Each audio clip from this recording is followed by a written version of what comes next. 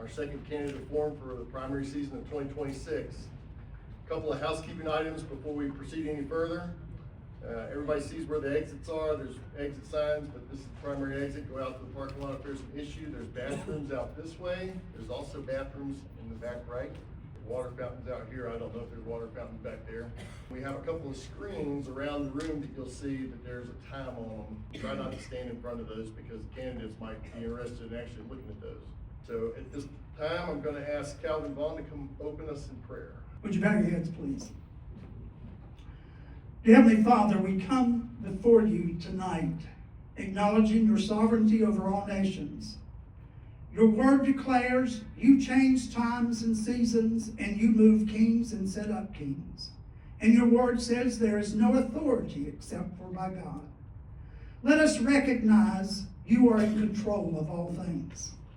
Thank you for all who have worked to make this event happen and bless their commitment in helping our community. As we begin this debate, grant wisdom to those who speak, that their words would be thoughtful, honest, and guided by integrity. And grant wisdom to those who are listening, that we may discern with clarity, listen with humility, and seek understanding to bless our county. Bless our community and our leadership. Let there be unity and steady leadership going forward. Guide our nation and give us peace. And tonight, let the words that are spoken be rooted in truth, wisdom, and hope for a better community. Let truth rise above rhetoric. Let goodness overcome bitterness. And let this gathering reflect the dignity of people created in your image. In the name of Jesus Christ our Lord, I pray. Amen. Randy Moore, would you please come lead the Pledge of Allegiance? Present one. I pledge allegiance to the flag of the United States of America and to the republic for which it stands, one nation, under God, indivisible, with liberty and justice for all. Order! Order. I'm going to start out with a couple of chairman's notes. There's only 4 people in this room who really care about my chairman's notes, but I want to hand out some thank yous at first. I want to thank our moderator, Walter Lassiter. 2 years ago, Walter Lassiter sat in the hot seat. So for you candidates, he knows what you're going through. And so I appreciate that. The officer team for the Surry County Republican Party has put a lot of work into this. The Surry County Government Service Center, Ken has really helped us out a lot tonight, and I think this is about every chair that we can put in here. And then our timekeeper, Dwight Seal, I really appreciate him helping us out. To our candidates tonight, and you are volunteering for hard jobs in the toughest era in any of our lifetimes. We're going to ask some tough questions tonight because your duty is going to be tough. And we appreciate your sticking your neck out here for the rest of us, all the candidates. Nobody knows what it's really like until you're in that seat, and so we appreciate it. And in the audience, I appreciate you coming out and showing the support to the candidates, but also to hear the issues that are affecting our county. There are 16,000 registered Surry County Republicans, and the party fielded 21 local candidates. There are 8,000 registered Surry Democrats, and that party only fielded 1 candidate. This is the candidate forum for the election, because the next officials for these races will be elected on the 3rd of March, 2026, except for that one race. We need to get to know the candidates, but I also carry out my duty as chair to determine if any Democrats are running in the Republican primary, regardless of how long they've been a registered Republican. If a candidate believes in Republican values, limited government, fiscal and personal responsibility, individual rights, then tonight is going to be a great experience among friends. However, if a candidate is running on the Republican ticket simply because they believe this is the only way to get elected into local office, my duty is to make tonight very unpleasant. That being said, as the Marxists take over the Democratic Party, every conventional Democrat has the potential to be a great Republican, and many are legitimately transitioning to this party. So tonight's questions are focused on our issues with hard data. Our candidates can define themselves better with their answers than we can with our opinions. Time is critical tonight. We will stick to a firm schedule. Our priority is asking questions to contested partisan races for candidates in attendance. All candidates present will have an opportunity for open remarks, and questions will be given to those candidates in the contested races. And I think that's everyone that we have speaking tonight. Candidates will have 2 minutes to answer each question to maximize the number of back and forth questions asked. Candidates will also have a 2-minute introduction period to introduce themselves. This is a forum, not a debate, so no back and forth. We will rotate which candidate answers the question first. So candidate A will answer question 1 first, and then candidate B will answer question 2 first, and back and forth. You can see the timers on the screens. At expiration of the timer, you will see the timer count down, and you will also hear sound. When you hear that sound, the candidate can finish that sentence only and then hand the microphone to the next candidate for the next question. If a candidate starts another sentence after that timer expires, I have zero guilt about stopping your answer. The audience can participate by submitting questions to our vetting team. There's some note cards in the back. At least there were about 20 minutes ago. If you hear something that spurs a question, fill out the question legibly, and please bring it up to the table up here to Gail Norman, and she's gonna vet them, and she might have to rewrite them if they're not legible, so that Walter has a chance of reading them, and then we will try to get those questions to the candidate. We might not have time for everybody's questions tonight. We will do our best to consolidate questions into groups to try to, answer as many people as possible, but we're not gonna stay here till 11 o'clock. We need to hear from the candidates, not the audience. Please keep comments to yourself, and side conversations need to be moved outside, and if you need a phone call, outside, please. We will break in an hour, so we're gonna do the clerk of court first, and then we'll take a 10-minute break after that, and then we will press with the sheriff's time, and then after that, if the mayoral candidates from Mount Airy are here, we'll press with that. Some questions are from the party, and some are from the audience. Questions from the party contain fact-based components. I cannot take credit for the party questions. There was a lot of thought put into them from a lot of good people. But I do take full responsibility for the questions that come from the party. I am not taking responsibility for the questions that come from the audience. You know yourselves. We will try to vet them to make sure there's no crazy questions, but the questions, if you have an issue with a question, feel free to talk to me face to face at the end. And I can show you the supporting data that I brought for the party-generated questions. Also, these questions are obviously biased towards Republican value-based solutions at a Republican primary candidate forum. These are Republican value-based solutions to today's problems. So if you really don't like a question, then perhaps that's a sign that maybe this is not the right ticket. So at this time, I'd like to ask the clerk of courts to come forward, and we'll start with him. The clerk of court candidate, sorry. And Walter, you have the helm.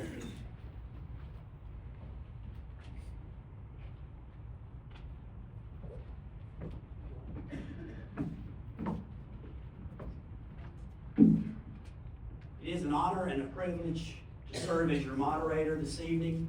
I know everything's going to go smoothly because I'm going to be running it. So I'm a retired school teacher, so if you don't behave yourself, I'll give you homework. Okay. We're going to start off with each candidate. The first question is just an opportunity for them to introduce themselves and to tell a little bit about themselves. Okay, we'll start with Neil. Good evening. First and foremost, I want to thank you all for coming. This is amazing to stand up in front of everyone and see the amount of turnout that we've had tonight, especially looking at the ones that come out that will put your name on the shirt or wear a shirt with your name on it. That's humbling, especially as a candidate. So I want to say thank you. About me, lived here all my life. Started out here, Surry Central High School, graduated, went to Surry Community College, graduated there, went to Gardner Webb, graduated. Worked for my dad in construction, water and sewer, public utilities for all the time I was in school. From the time I was a kid, I was on a piece of equipment, driving a truck, doing something. I've actually probably been in every manhole in this town, unfortunately, at some point in time, but in many other towns. We did Elkin, Jonesville, a lot of other the public municipalities around here, but that's kind of what I did before 2001. When I was, January 1, 2001, I was sworn in as a magistrate. Started my career then. It's hard to believe it's been 25 years ago. I love the people I work with, they're like family.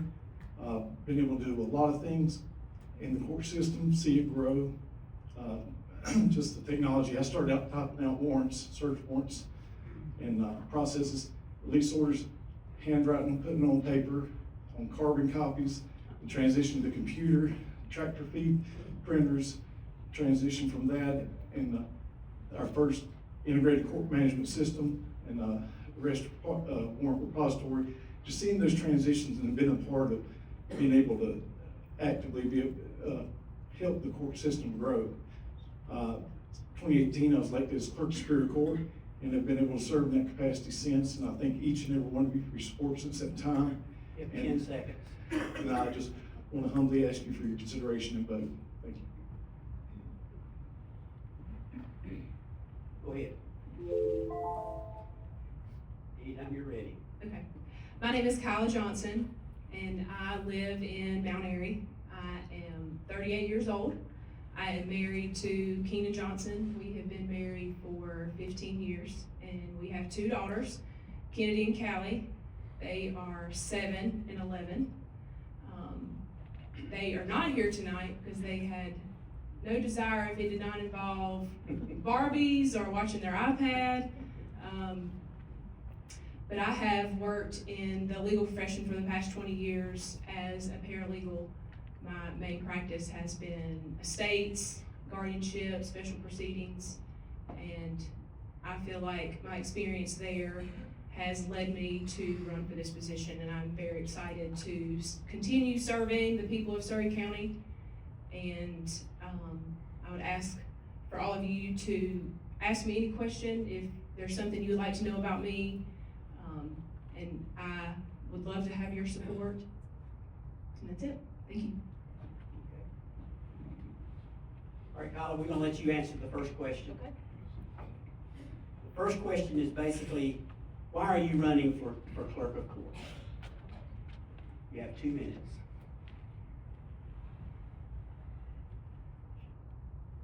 I am running for clerk of court because I believe this office should be accessible, efficient, and rooted in service to the community.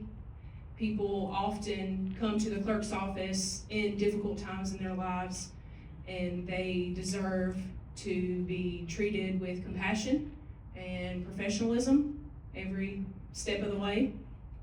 I am committed to serving the citizens of Surry County, and I would want everyone to be treated fairly and equally as I would if it was my family. All right, that's short. Neil, same question. Why are you running for the clerk of court? I'm running to continue on the progress and things I've made since 2018. Started out the beginning about 2000, shortly after I was elected, I was requested to join several committees. One of those was the technology committee for the state of the 100 clerks. And for the last 2 years prior to this year, I've served as the chair of that committee.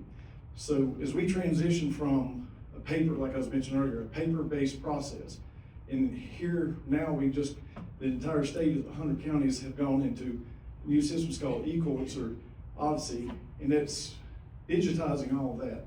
It's made it accessible. Has it made it more efficient? At this time, maybe not. Eventually it will. What it has is we can process this in New Hanover County, Buncombe, Dare County, anywhere across the state. It's visible. We're on the same system. It's an integrated case management system that took a lot of the old legacy systems that were out of date, that weren't working, and integrated where we can utilize that and makes the court eventually a lot more efficient, right now immediately accessible. So bringing forth a lot of that in, I instituted a couple of programs here. I was one of the pilot counties for soft phones in our county, which has saved the rollout of the expense of a hard telephone. We use our computers for that. Also been a pilot for a program called Court Funds. When if you're a juror, I hand you a transaction card. You get that card, you're paid immediately. It's taken place of it's increasing a lot of efficiency, and what it's done by reducing the actual check process and the mailing has saved over $9,000 from October of 24 through October this past year. So that's the savings at our county. So my goal is to continue the good service. I have a great staff. 10 seconds. We're very efficient, and just to kind of build on those technological advances that we've done and continue for the citizens of this county. All right, just pass it to your left. Same question. Why are you running for? I answered first. Oh, you went first, all I right? did, I went first. Okay, well, let's do the second question. Can you describe the responsibilities of the clerk of court? You go first this time? You go first. It's I go first again? Neil. Okay. He just answered the question. All right. So if you could just repeat the question one more time, please. Can you describe the responsibilities of the clerk of court? Okay, so a lot of people don't understand the clerk of court is, we have ministerial function. We also have a clerical function. So one of the primary jobs of the clerk is called the ex officio judge of probate. We are a judge of probate. We administer and adjudicate over guardianship, competencies, name changes, adoptions, legitimations, a litany of special proceedings. In addition to things of states and matters of, so I have 25 years of having experience. When I was a magistrate, I did 3 of the 5 small claims court days. So I had 60% for the bulk of those years of hearing cases every day. And so that's kind of, I've carried that on. I do most of my own hearings. So in addition to that, we administer estates, like was mentioned, of decedents, those that have passed. We have, whenever a person is deemed incompetent, then an estate is named for them. We do the clerical function of the court. We take in $650 million. That's a big number. And as I come down a year statewide in the Superior Court's offices, 200 million of that is in fines, fees, things. 300 million of that is roughly in civil actions that we account for. So we also have a large fiduciary role as a comptroller, basically, in the accounting function. We have the ministerial role of several criminal, anything from a speeding ticket all the way up to a capital offense. We ensure the orderly function. We are the custodian of all court records for those items. So it's, and when jury trials come in, we're blessed to be, only 10% of the world has decisions made by their peers. The rest of them have a tribunal or a judge, something that makes those decisions. So we're able to have our peers come in and make those decisions. So we handle the jury function for, as they come in. So it's kind of a problem. Thank you. So again, you're describing the responsibilities of the clerk of court. Okay. The clerk of court is, I guess, in plain English terms, is keeper of records. They're the administrators of the courts. They are there to serve the community, service to the public. They are there to support the judicial system. I think they also are there to work closely with attorneys and law enforcement and judges to make sure that the court system is efficient and everything is filed correctly. I may not have personally worked in that role, but I feel like my experience will prepare me to be a great clerk of court. I have commitment to service. I view it more as service to the community, not just a title. You're the first contact for a lot of people. We'll say, for example, with estates, when someone in your family passes away and you go into the clerk's office and you get to that counter, you should be treated with dignity and respect. You should be there to talk and communicate with them and provide them information, but also I think you should be there to listen and do the best that you can for the citizens of Surry County. Thank you.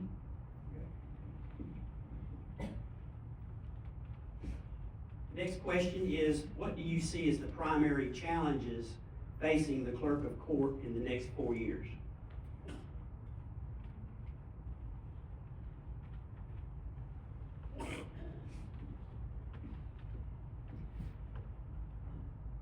think as the world changes, and change is sometimes good and sometimes bad, and I think in this position, for myself personally, it would be a learning curve, but I'm eager to learn and do the best that I can.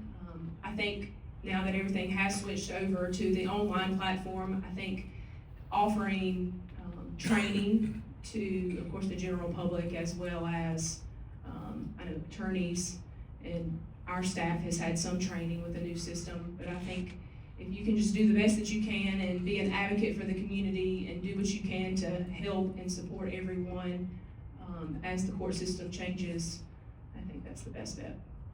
Okay, very good. Same question, what do you see as the primary challenges facing the clerk of court's office in the next 4 years? Okay, to address it first and foremost, I think some of the largest challenges we'll face will be in the technological challenges that will come in play. As I mentioned, I was tech chair, and part of that committee, we vetted several and tried to aid in the procurement of a chatbot, an entity that could come in, a company that would develop that. A lot of people want a question, they want 24-hour service, and that's something that, personally here locally, I give everyone my cell phone number, email. I want to be able to be reached out. I'm always available, but I think online people have grown accustomed to having some type of feedback. So using artificial intelligence, being able to have that chatbot feature to be able to input a value, a question, have a response given back to you. If it's something simple as how do I find my court date? Something that can give you a linear direction on what you need, an A, B, C, D. You do this and it leads you to a URL where you're able to put in and find your court date. So I think that's going to be integrated in those new advances are going to be a big challenge, but it's something that we're prepared to and we're eager and looking forward to doing. The growth of our integrated court management system and being able to expand that. I think that's going to be, it's a challenge, but it's always something we've met. As far as training, my staff has always been eager to take advantage of each and every option. The administrative office supports manage our training. They give out the educational materials. Through the school of government, they have instructors, and so they've always been eager to reach out and gain that information. And as witnessed by our latest audit review, in every category, through financial, procedural, magistrates, everything, we had the highest rating in each category. And so I give that praise solely on my staff. It's a blessing to have in. So there's going to be some changes to staying on top of those advancements, but I think we are up to the task. Very good. Same question. Did you do that one? Okay. Now, we'll go to question number 4. What do you think you uniquely bring to the office of the clerk of courts to face the challenges? I think what's sets me aside is, number one, my passion, my faith helps me it helps drive me. It's something you can't divorce yourself from is your faith. I think it keeps me grounded and it drives me to do the best I can. And I love my job, the people I work with, and that passion I have to learn. I read all the time and try to absorb, be a sponge, and I think that's what drives me as an individual to serve the public. I think that I have experience, 25 years, like I mentioned, I started out in 1/1 of 01. It's been, seems like just a blink ago, but it's also a long time, 2.5 decades of experience in the job, doing the job is making judicial decisions and working with the public. Always have tried to be very service oriented. And I think that's something, listening, being attentive, learning when you make a mistake, and those are skill sets that I think would help me continue to be able to serve.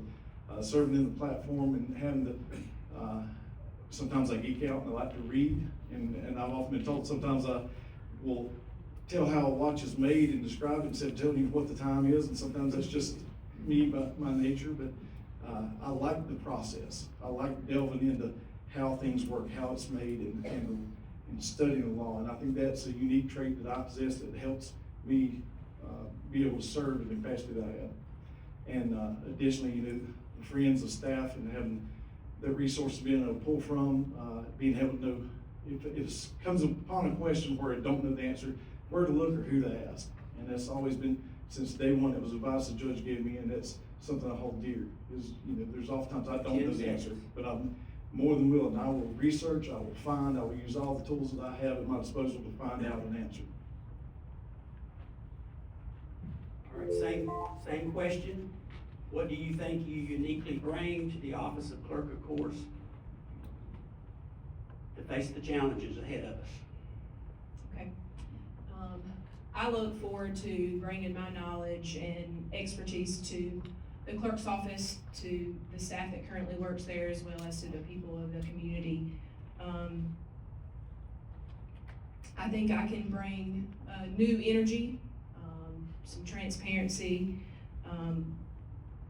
I think some skills that I have, such as organization and attention to detail, and I've previously worked with confidential information.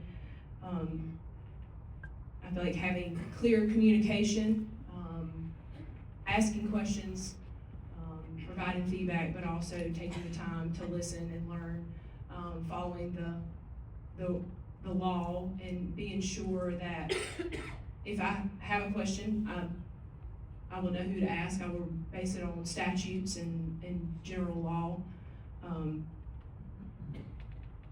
I'm not saying that I'm gonna know everything that I need to know day one, but I am willing to learn and grow. There's a lot of experienced staff already in the clerk's office that has been there for years. They can definitely provide guidance, but I think as long as I'm willing to continue to learn and grow in this position and provide respect and commitment to the community, I think we will do well. Very good. All right, next question. How do you think demographic changes will affect the Clerk of Court's duties over the next 5 years?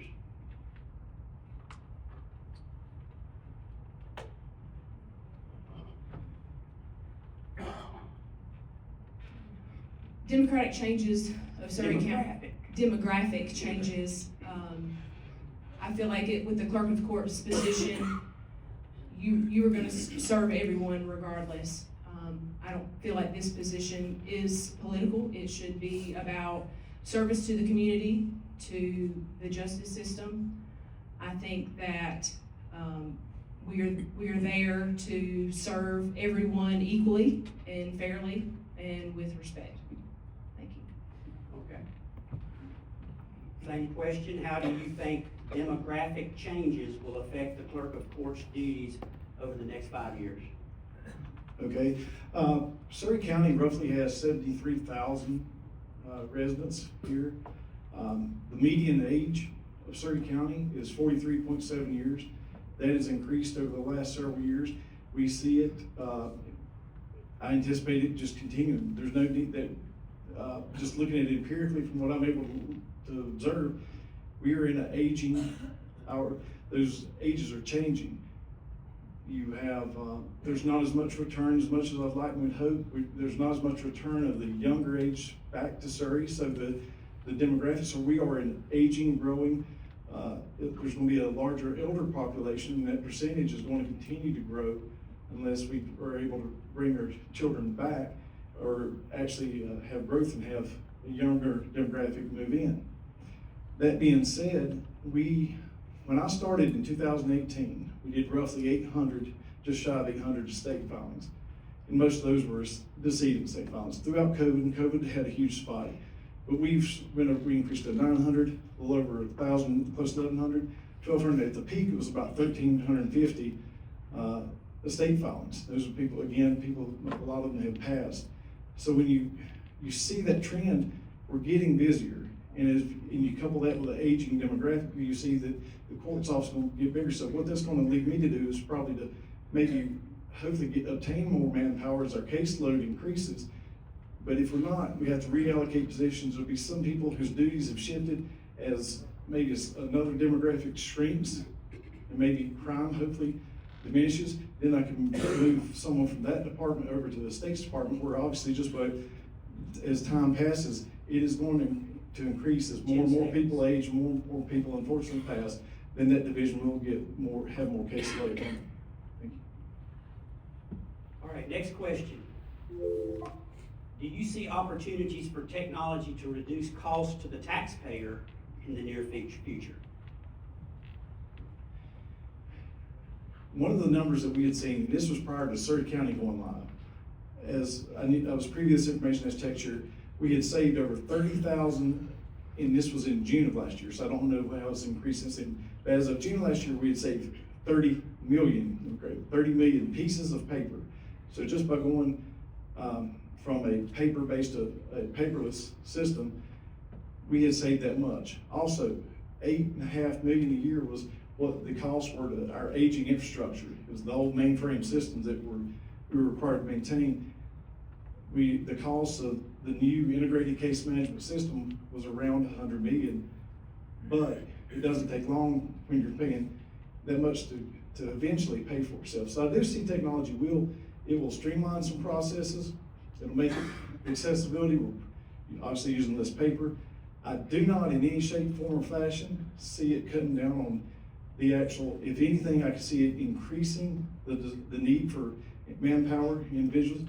So that cost will at least remain static or maybe grow, but everything else, the money we save just on the efficiency of the system will decrease. Like I mentioned, as Surry County was the first county in the state to do the soft phone project, so the cost of a Cisco phone that has all the functions on it, we were having an actual desk phone on our desk, we were able to integrate with our computer system. So we use our phone as off of an app. So we have headsets, they're connected to our laptops anywhere we go, from courtroom to a seat, whatever. Your extension is on your laptop. You're able to, so we have not only, as those devices reach their end of life and are able to be retired out, we're not gonna need to replace those. Our computer will do that just by having an app that's already installed on there. So those are just a few of the ways that I see technology is gonna actually save us money as we go forward. Okay. Last question that I have. Do you see opportunities? I'll have to answer that Yep. first. Do you see opportunities for technology to reduce costs to the taxpayer in the near future? I think technology can help reduce errors and delays, and help maintain privacy. I guess one would be AI. I think a lot of people are familiar with AI and how popular it is in the community. But I don't think it should ever replace human judgment.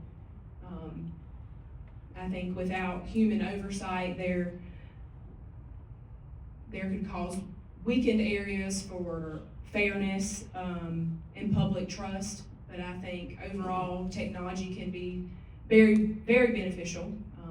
Clearly, computers and iPads and cell phones is very common now. I know when I was younger, if you wanted to talk on the cell phone, my dad had one that plugged into the car, so you had a bag phone. So clearly from then until now, technology has advanced. I feel like it can be very beneficial, but I think we just need to make sure we continue with human oversight just to make sure that everything is still remaining fair and accurate. Okay.